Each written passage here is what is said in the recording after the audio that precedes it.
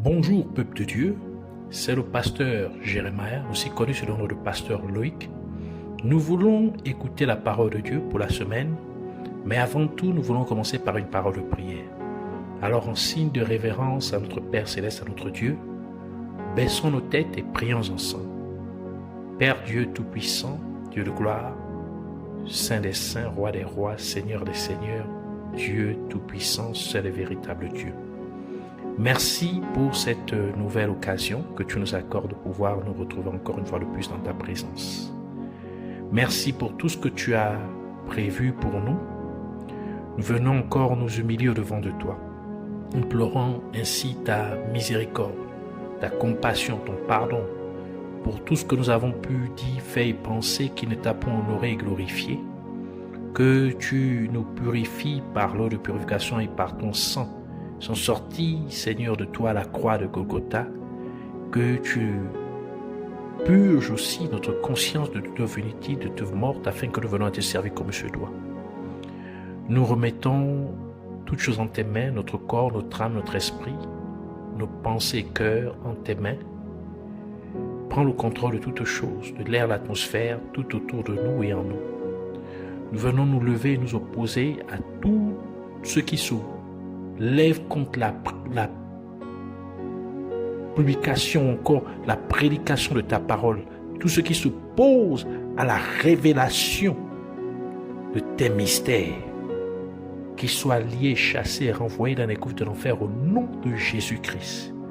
Comme ta parole déclare qu'à la mention du nom de Jésus, tout genou dans les cieux, sur la terre et sous la terre fléchira, et que toute langue confessera que Jésus-Christ est Seigneur, la gloire de Dieu le Père. Ainsi nous proclamons le nom de Jésus-Christ. Nous élevons le nom de Jésus-Christ. Et nous déclarons que tout genou fléchit maintenant au nom de Jésus. Et nous élevons le nom de Jésus au-dessus de tout autre nom. Merci. Nous prions que tu nous emmènes dans la profondeur de ta parole. Enseigne-nous, équipe-nous. Au nom de Jésus-Christ. Amen. Alors nous voulons prendre nos passages principaux des Saintes Écritures dans le livre d'Apocalypse chapitre 13 versets 1 à 2 et Apocalypse chapitre 17 versets 1 à 4. Alors nous lisons la parole de Dieu dans Apocalypse chapitre 13 versets 1 à 2 au nom de Jésus-Christ. Et il se tint sur le sable de la mer, puis je vis monter de la mer une bête qui avait 10 cornes et 7 têtes. Sur ses cornes 10 diadèmes, et sur ses têtes des noms de blasphème. La bête que je vis était semblable à un léopard, ses pieds étaient comme ceux d'un ours, et sa gueule comme une gueule de lion. Le dragon lui donna sa puissance et son trône et une grande autorité. Après chapitre 17, versets 1 à 4, nous disons au nom de Jésus-Christ. Puis un des 7 anges qui tenait les 7 coupes vint et il m'adressa la parole en disant: Viens, je te montrerai le jugement de la grande prostituée qui est assise sur les grandes eaux. C'est avec elle que les rois de la terre se sont livrés à l'impudicité. Et c'est du vin de son impudicité que les habitants de la terre se sont enivrés. Il me transporta en esprit dans un désert, et je vis une femme assise sur une bête écarlate, pleine de noms de blasphème, ayant 7 têtes et 10 cornes. Cette femme était vêtue de pourpre et d'écarlate et parée d'or, de pierres précieuses et de perles. Elle tenait dans sa main une coupe d'or remplie d'abominations et des impuretés de sa prostitution. Que le Seigneur bénisse sa parole, qu'elle vienne pleine de grâce, de vie, de révélation, de profondeur et de faveur au nom de Jésus-Christ. Amen. Alors, Pour cette semaine, le Seigneur voudrait nous parler du combat contre l'Église de Dieu sur terre. Donc nous commençons une nouvelle série d'enseignements au sujet du combat contre l'Église de Dieu sur terre. Et pour cette semaine en particulier, nous allons parler des 4 signes pour découvrir un faux serviteur de Dieu. 4 signes pour découvrir un faux serviteur de Dieu. D'après nos principaux passages des Saintes Écritures, il y a une bête qui surgit de la mer. Il y a aussi une prostituée assise sur les eaux. Par conséquent, la bête et la prostituée viennent des eaux. En d'autres termes, elles viennent du royaume sous-marin du monde des ténèbres. Et c'est une indication de l'origine des mauvais esprits qui animent un faux serviteur de Dieu. Nous pouvons également remarquer que l'ange de Dieu a amené l'apôtre Jean dans le désert pour aller voir la grande prostituée assise sur de grandes eaux. Et nous pouvons percevoir que la grande prostituée est assise sur les eaux. Cependant, l'ange amena l'apôtre Jean au désert pour voir cette grande prostituée. On peut ainsi comprendre que si la grande prostituée sort des eaux, néanmoins, elle se manifeste dans le désert. Cela nous révèle donc que bien que les faux serviteurs de Dieu opèrent avec des esprits démoniaques des eaux, ils se manifestent cependant dans le désert.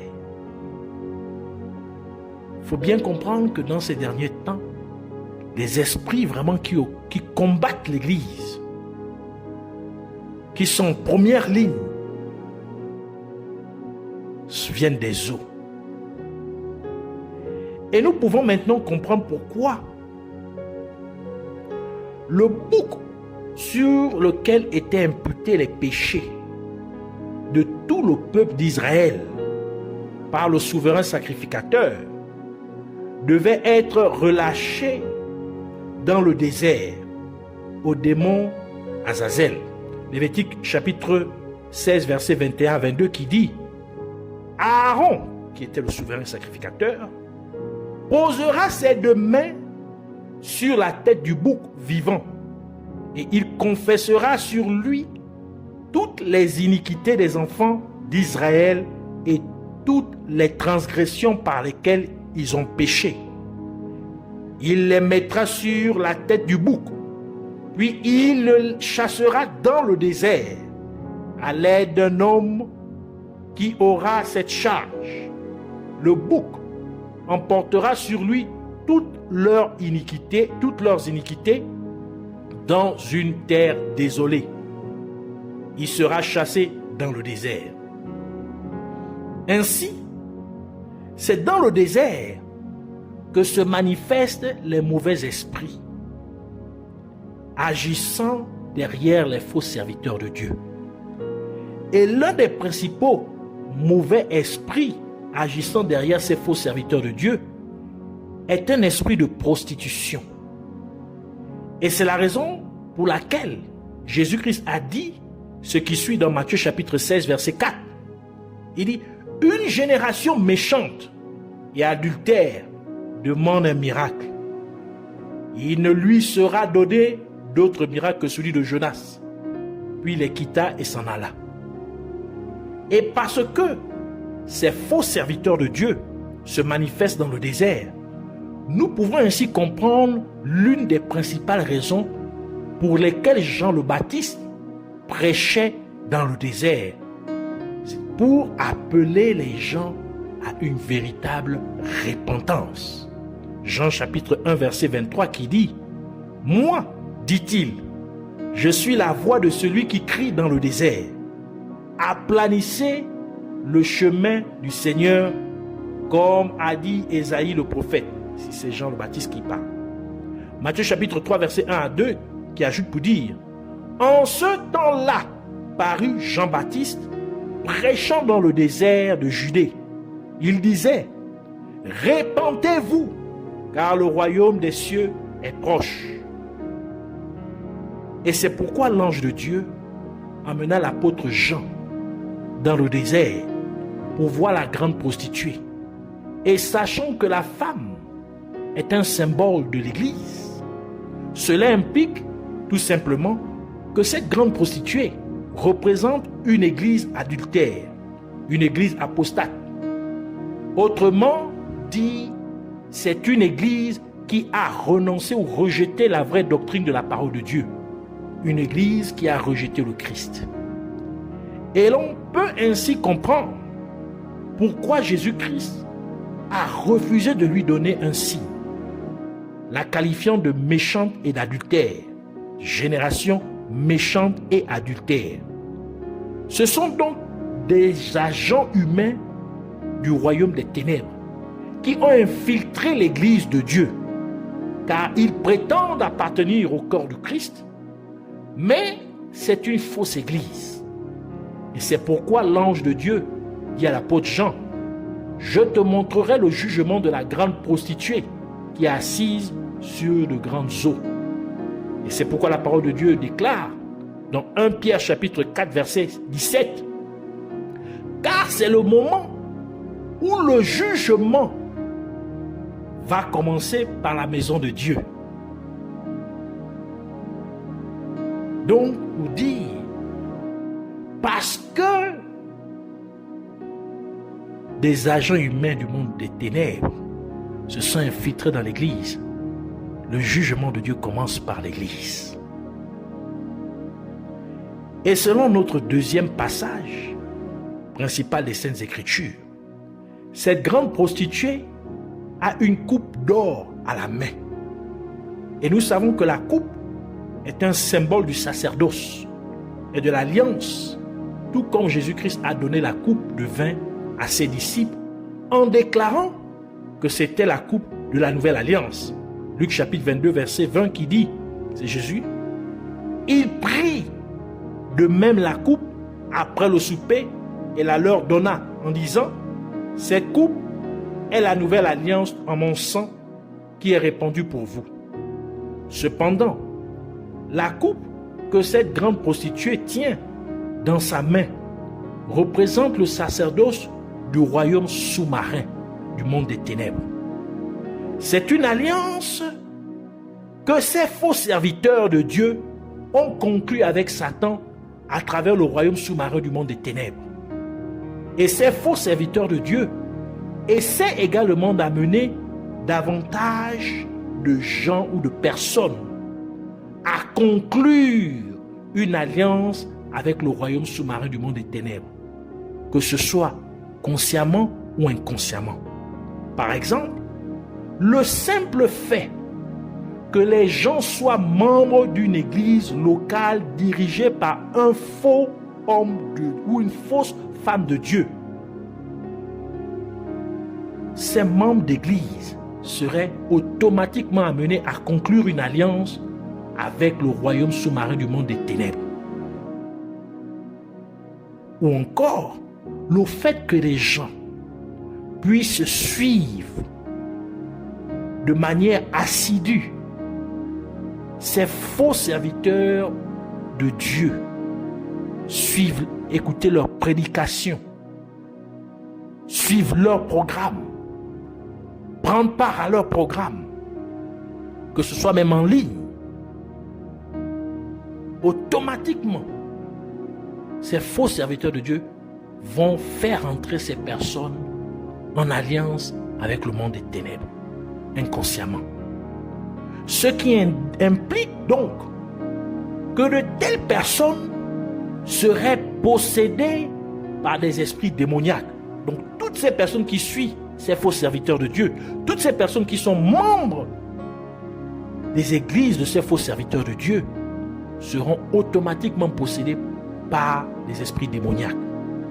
Et c'est pourquoi il n'est pas facile pour un membre d'une telle église de quitter ce genre d'église.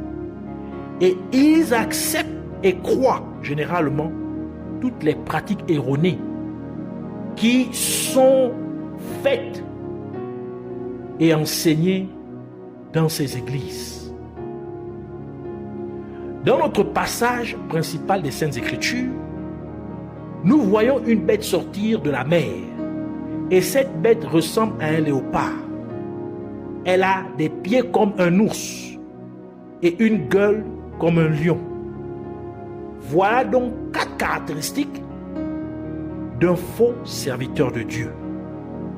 C'est une bête qui ressemble à un léopard et elle a des pieds comme un ours et une gueule comme un lion.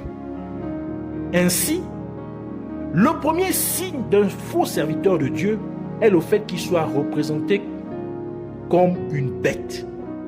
Cela implique qu'il s'agit d'un homme animal, ce qui signifie qu'une telle personne n'est pas un instrument entre les mains de Dieu.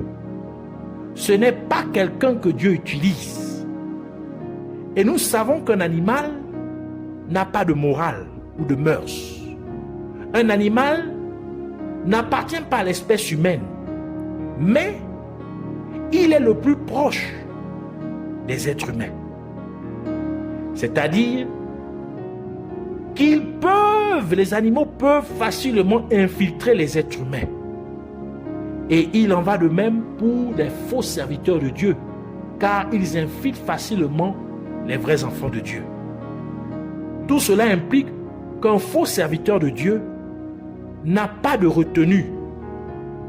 Le fait qu'il soit un homme animal, ça veut dire qu'il n'a pas de retenue. Il n'est pas discipliné.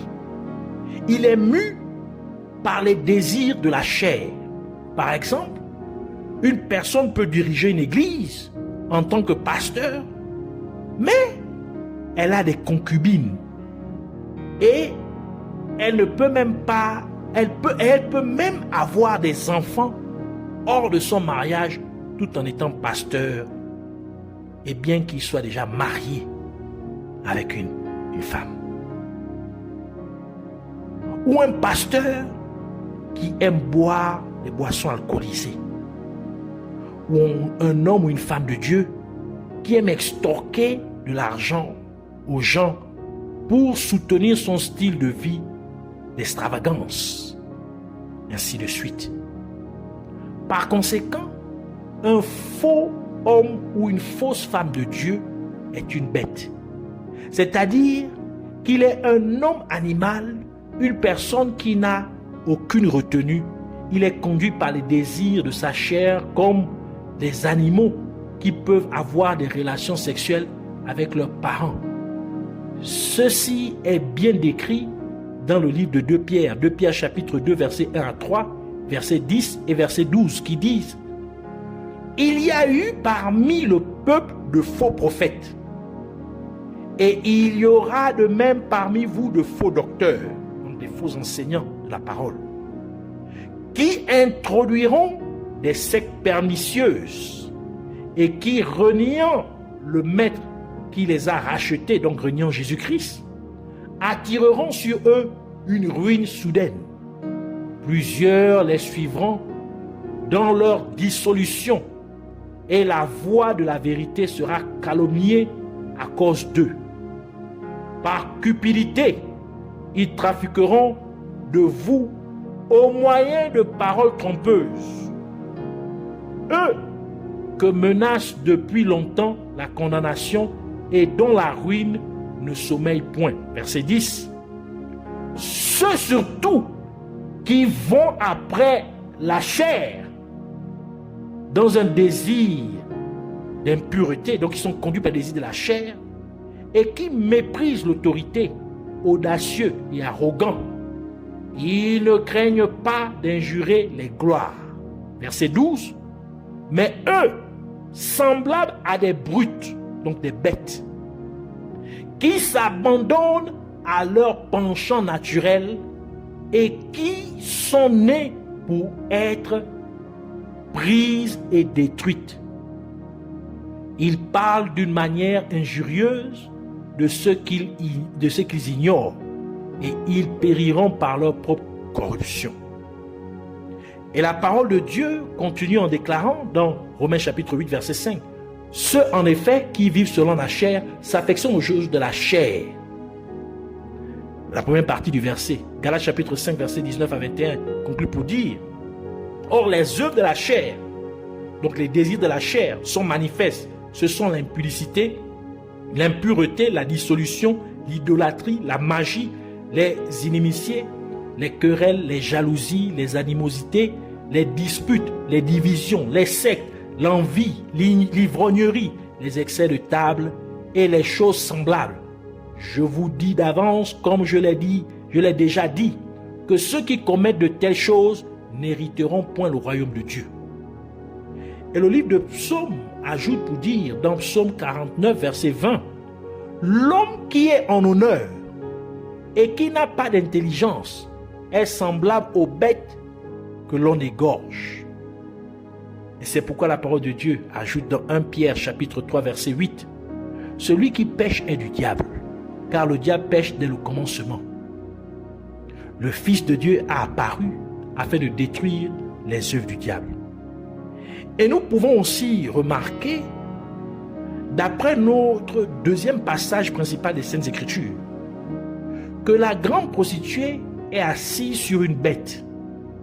Et parce que la femme est une représentation de l'Église, cela implique donc que ces faux hommes ou femmes de Dieu, ces faux hommes de Dieu ou fausses femmes de Dieu, nous apportent une fausse église, une église adultère. Donc, ils ouvrent ainsi des églises locales partout, mais ces églises locales n'ont rien à voir avec Jésus-Christ, car elles n'ont aucune alliance avec Jésus-Christ, car cette église adultère n'est pas l'épouse du Christ. Le léopard, le deuxième signe, c'est le léopard. Le léopard est un animal qui a des taches. Donc il a des rayures sur son corps. Et il a ces taches par défaut. Car vous ne pouvez rien faire pour enlever les taches du léopard. Ces taches représentent des défauts chez quelqu'un. Donc le fait que cette bête ressemble à un léopard, donc pour dire que le deuxième signe d'un faux serviteur de Dieu, c'est qu'il a beaucoup de défauts dans son comportement. Et peu importe combien il essaie de cacher ses défauts, ces défauts sont visibles dans sa vie. Ils sont visibles dans sa vie. Donc, ils ont beau être très éloquents, ces faux serviteurs de Dieu, dans leur façon de prêcher. Ils ont de nombreux défauts, mais malgré cela, ils ont de nombreux défauts dans leur caractère ou dans leur mode de vie. Par exemple, quand vous voyez une personne qui est un homme ou une femme de Dieu, mais qui pourtant ment souvent, même en prêchant, il ferait de faux témoignages. Par exemple, qu'il a prié pour une personne décédée et que cette personne est revenue à la vie, mais c'est un pur mensonge. C'est une indication que cette personne est un faux serviteur de Dieu. Et c'est pourquoi Jésus-Christ a dit dans Jean chapitre 8 verset 44, vous avez pour père le diable et vous voulez accomplir les désirs de votre père. Il a été meurtrier dès le commencement et il ne se tient pas dans la vérité parce qu'il n'y a pas de vérité en lui.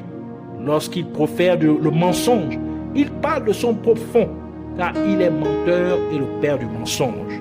Le livre d'Apocalypse ajoute dans Apocalypse chapitre 21 verset 8, mais pour les lâches, les incrédules, les abominables, les meurtriers, les impudiques, les enchanteurs, les idolâtres et tous les menteurs, leur part sera dans les temps ardent de feu et de soufre, ce qui est la seconde mort.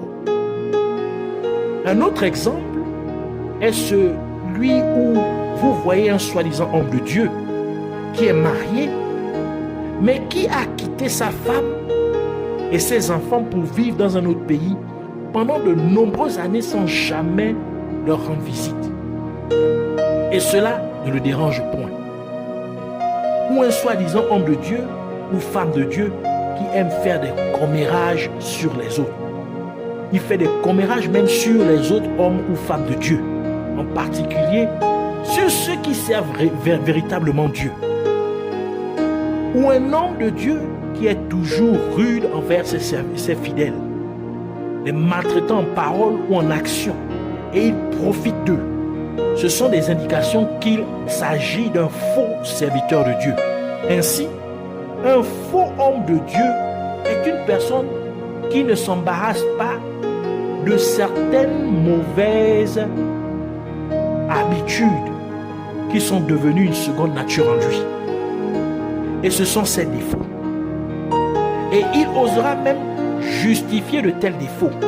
Et la plupart du temps, il a des membres d'église qui le défendront toujours, même s'ils savent très bien que leur pasteur a complètement tort.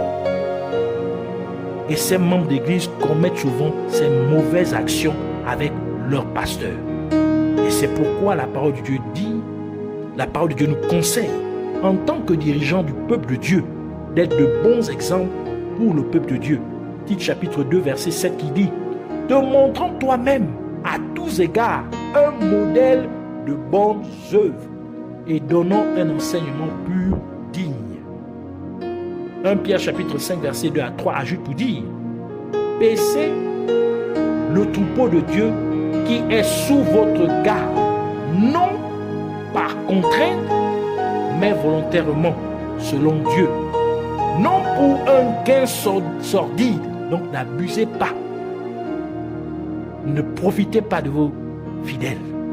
Il dit, mais avec dévouement, non comme dominant sur eux, sur ceux, non comme dominant sur ceux qui vous sont échus en partage, mais en étant les modèles du troupeau.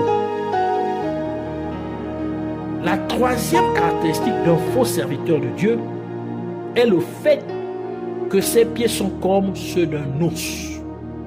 Et on peut se rappeler dans la prophétie de Daniel, Daniel chapitre 11, l'ours représente l'empire Mède et les Perses, donc Médo-Perse. Et cet empire vivait des conquêtes. En d'autres termes, cet empire pillait les autres peuples. Et les pieds représentent le zèle, comme Éphésiens chapitre 6, verset 15 nous dit. Ainsi, le troisième signe d'un faux serviteur de Dieu est le fait qu'il est zélé pour des ambitions égoïstes. En d'autres termes, il s'empresse de faire des choses qui ne sont que profitables à lui. Il ne s'intéresse pas à l'intérêt des autres ou du commun. Il s'agit toujours de lui et de lui seulement. Par conséquent, ce soi-disant serviteur de Dieu n'ouvre pas une église parce qu'il veut vraiment que les gens soient sauvés ou parce que c'est Dieu qui l'a envoyé. Mais il le fait parce que c'est un gagne-pain pour lui. Il ouvre une église locale pour ses propres gains financiers. Lorsque, par exemple, il organise des collectes dans une église à des fins caritatives, ce n'est pas parce qu'il s'occupe des nécessiteux, mais c'est pour lui un moyen d'extorquer de l'argent aux membres de l'église. Et ce fut le cas de Judas Iscariote.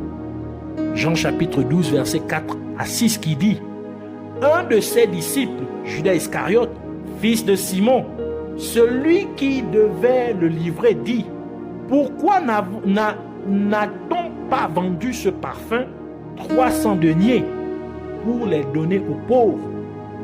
Il disait cela non qu'il se mit en peine des pauvres, mais parce qu'il était voleur et que tenant la bourse, il prenait ce qu'on y mettait. Donc, une femme est venue, elle a brisé le vase d'un parfum vraiment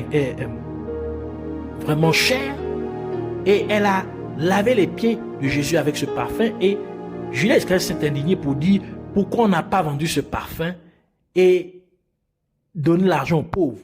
Mais il ne le disait pas parce qu'il se souciait des pauvres. En fait, il voulait qu'on vende ce parfum pour prendre l'argent que on devait avoir, que l'Église devait avoir à travers la vente de ce parfum. Il voulait prendre cet argent pour lui-même. C'est ici le troisième signe d'un faux serviteur de Dieu. Il est zélé pour des ambitions égoïstes.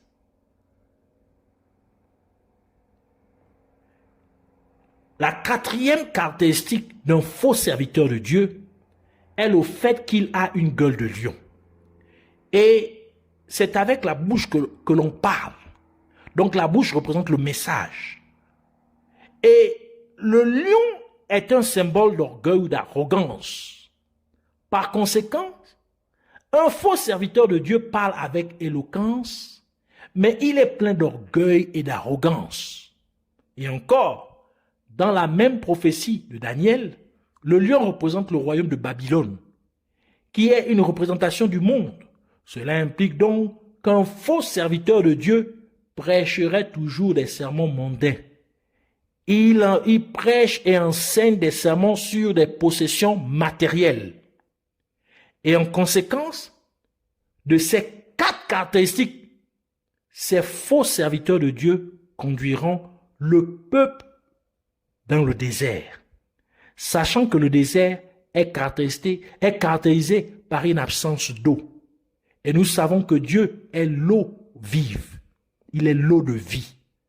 Comme il l'a déclaré dans Jérémie chapitre 2, verset 13 en disant « Car mon peuple a commis un doux péché.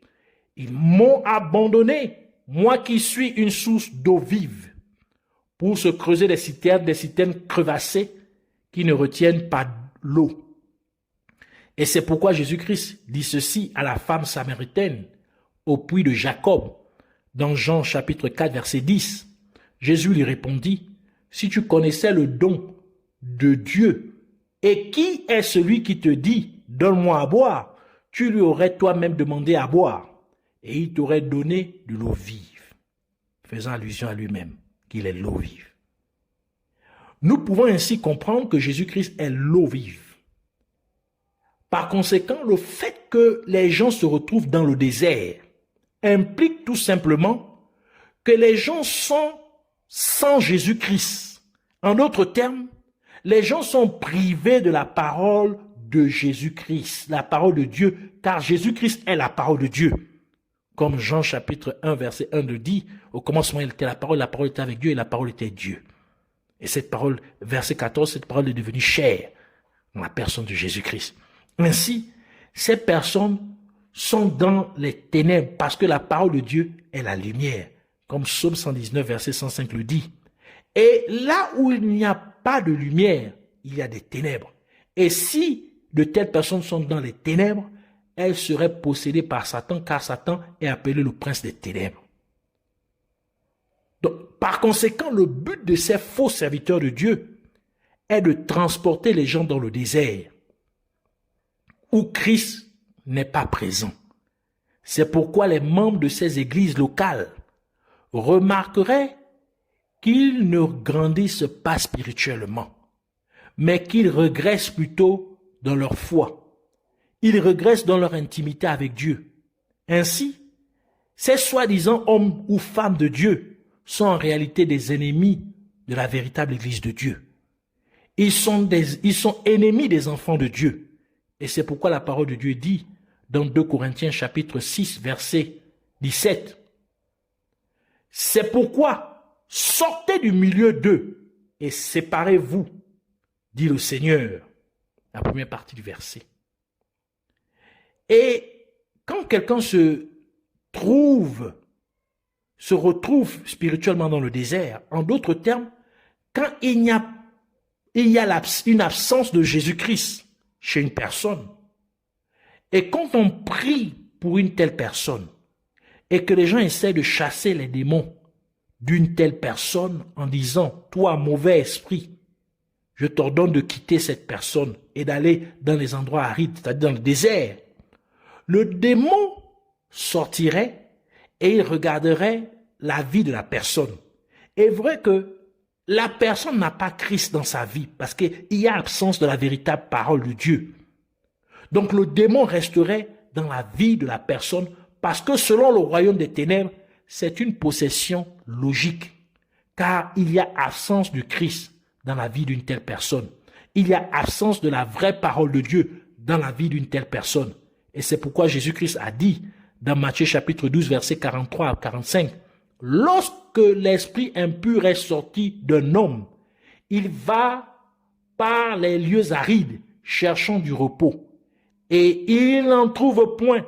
Alors il dit, je retournerai dans ma maison d'où je suis sorti. Et quand il arrive, il la trouve vide, balayée et ornée. Il s'en va et il prend avec lui 7 autres esprits plus méchants que lui. Ils entrent dans la maison, s'y établissent et la dernière condition de cet homme est pire que la première. Il en sera de même pour cette génération méchante. Pourquoi? Parce que cette génération se trouve dans le désert. Il fait allusion à cette génération que nous sommes. Par conséquent, les gens prieraient encore et encore pour une telle personne. Tout simplement parce qu'elle se trouve spirituellement dans le désert. Ce qui signifie qu'elle se trouve dans un endroit où Jésus-Christ est absent. Ainsi, les démons reviendront toujours, car la personne est dans le désert. Et c'est pourquoi vous allez voir dans les églises, on chasse les démons de la même personne. Encore, chaque service, on prie pour cette personne. Le service suivant, on prie encore pour la même, on chasse les démons. On continue encore, quelques 2 semaines après ou 1 mois après, on prie encore pour la même personne. Encore, on chasse encore les démons. Les démons ne finissent pas. Pourquoi? Parce que la personne se trouve dans le désert. Ainsi, vous rappelez que dans le désert,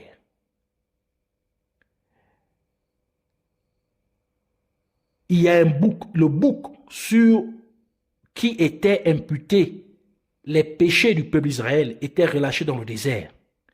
Et c'est dans le désert que se trouve Azazel, car c'est lui le démon du désert. Et c'est pourquoi la délivrance d'une telle personne ne finira jamais, car la personne est spirituellement située dans le désert, où Jésus-Christ est absent. Mais c'est un lieu où les démons se manifestent. Ainsi, toutes les prières qui seraient faites pour chasser les démons dans une église locale, dans une telle église locale, donc une église locale qui se trouve dans le désert, serait tout simplement une perte de temps. C'est pourquoi il est important de vous rassurer de vous trouver dans la bonne église. Dans une église où la véritable parole de Dieu est enseignée. Une église où Jésus-Christ est présent. Parce que là où il y a absence de la vraie parole de Dieu, Jésus-Christ est absent. Ainsi, nous voulons prier pour dire, merci Abba Père, Yahweh. Répète après moi cette prière avec conviction. Merci Abba Père, Yahweh. Merci de m'avoir donné cet enseignement de ta parole. Et je prie au nom de Jésus-Christ que tu m'aides à ne pas me retrouver sous l'influence ou sous la direction de faux serviteurs de Dieu. Et si jamais j'ai été piégé par un faux serviteur de Dieu, sans le savoir, ou de toute autre manière, je renonce complètement à toute alliance que j'ai pu conclure avec le royaume des ténèbres au nom de Jésus-Christ. Et je prie, Seigneur Jésus-Christ, afin que tu me libères complètement de tout envoûtement du royaume des ténèbres. Car tu as dit que si toi, Seigneur Jésus-Christ, m'as rendu libre, je suis vraiment libre. Qu'il en soit donc ainsi au nom de Jésus-Christ. Et en tant que serviteur de Dieu, Je refuse de fonctionner dans le sacerdoce du royaume des ténèbres au nom de Jésus-Christ. Je refuse donc d'être un homme animal au nom de Jésus-Christ. Je refuse de me laisser conduire par les désirs de la chair au nom de Jésus-Christ. Et je refuse d'être zélé pour des ambitions égoïstes, car je suis en Christ. Et ce n'est plus moi qui vis, mais c'est Christ qui vit à travers moi. Donc, ce n'est plus ma volonté que je fais, mais je fais la volonté de Jésus-Christ. Et encore une fois, je refuse de m'enorgueillir ou d'exprimer toute forme d'arrogance au nom de Jésus-Christ.